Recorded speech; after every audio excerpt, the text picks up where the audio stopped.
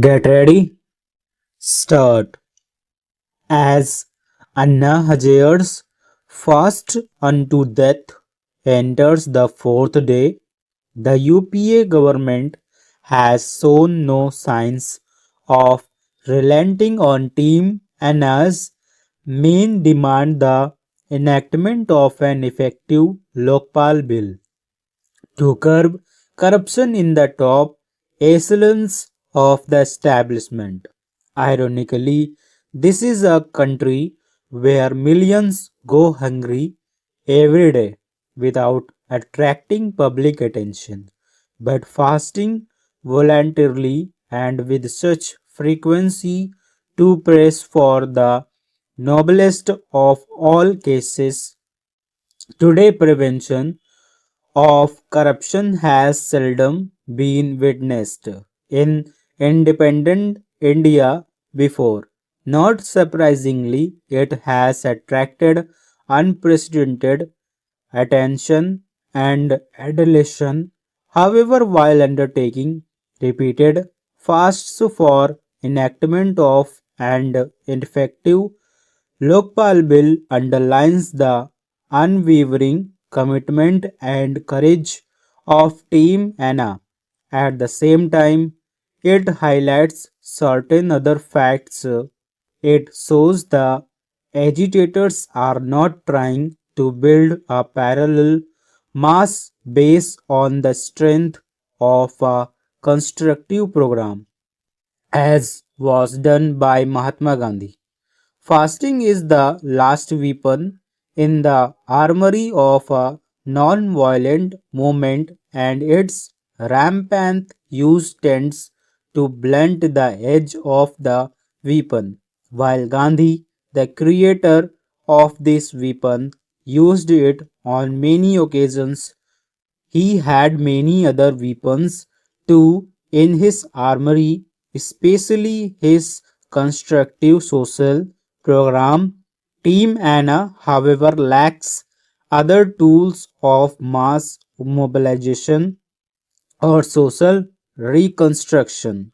Fasts undertaken by whosoever, even Gandhi, have an element of drama and suspense in it, which is why they attract such a lot of public attention. But getting the nation's attention solely through this prism poses danger for Team Anna, which might ultimately, in public perception, be reduced to the status of a brave drama troupe. They might finally look in nature, if not in magnitude of impact, like a street play group that has the good intention of inducing social change and awareness. To quote V.S. Naipaul on the JP movement in India, a wounded civilization, the revolution was an expression of rage and rejection, but it was a revolution without ideas. It was an emotional outburst, a volo. It would not have taken India forward. Though harsh in tone and tenor, the comment conveys a powerful message. The JP movement, which was without doubt the most powerful protest movement that took place independent that took place in independent India, left important lessons for the posterity of revolutionaries and reformers wanting to bring macro level change in the country. JP himself wrote that for a revolution to succeed, it required a revolutionary leadership as well as a revolutionary organization. JP forgot to mention that it also required a revolutionary program of action. In his movement, only one component was present, a revolutionary leadership. There was no attempt to build a revolutionary organization to assist the leadership and no revolutionary program of action detailing a broad roadmap for change. It was not surprising that the movement finally failed. Pranab Mukherjee, who will be sworn in today as the 13th President of the Indian Republic, is a man conscious of his political stature. He is also a realistic. It's the combination of these two qualities which, in all probability, will come to define his presidency. As a skilled practitioner of statecraft, it's not surprising that Arthashastra is his favorite book, or that a picture of its author Kautilya adorns his room. Here is a pointer to an interesting facet of his persona.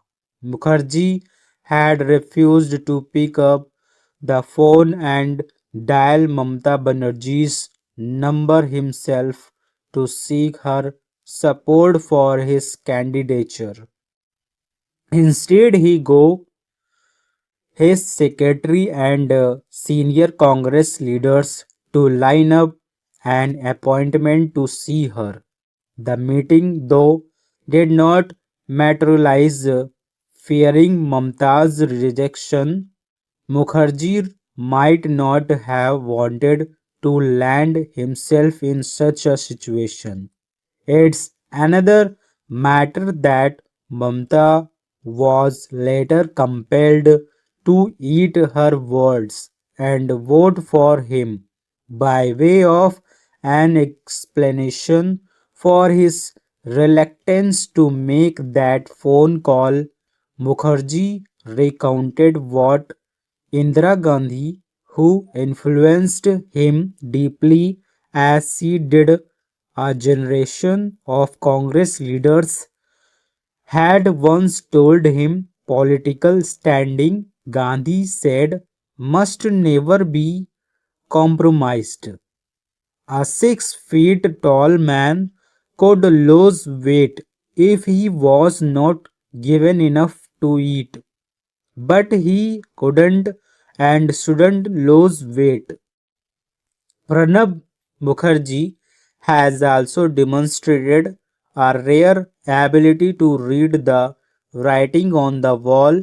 This was evident in his agreeing to work under Prime Minister Manmohan Singh, which, given his seniority and experience, could not have been easy. As finance minister in the early 80s, Mukherjee had signed the order appointing Manmohan Singh as the RBI governor. Yet he stood solidly behind the PM as Singh increasingly resorted to running the government through GOMS and EGOMS, most of them headed by Mukherjee. He showed this realism once again in 2010, accepting that he wouldn't be able to become prime minister and turning his attention to Raisina Hills. Presidents come and go every 5 years. Each Rashtrapati has defined his presidency. R. Venkataraman saw his presidency as an emergency light which automatically came on in a crisis and went off after it was over.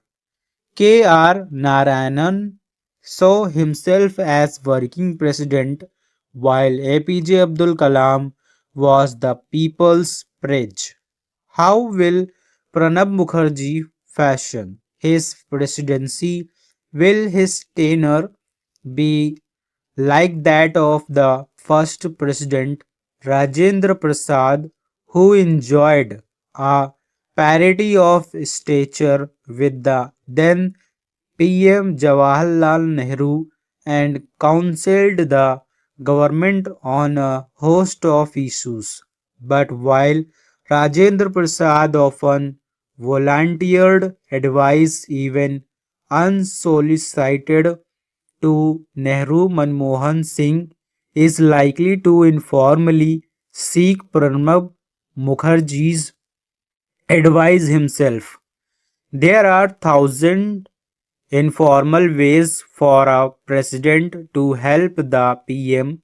The extent to which Pranab Mukherjee will be able to act as a friend, philosopher, and guide to the government and even troubleshoot behind the scenes will depend on the kind of working relationship he and Manmohan Singh are able to establish in their stop.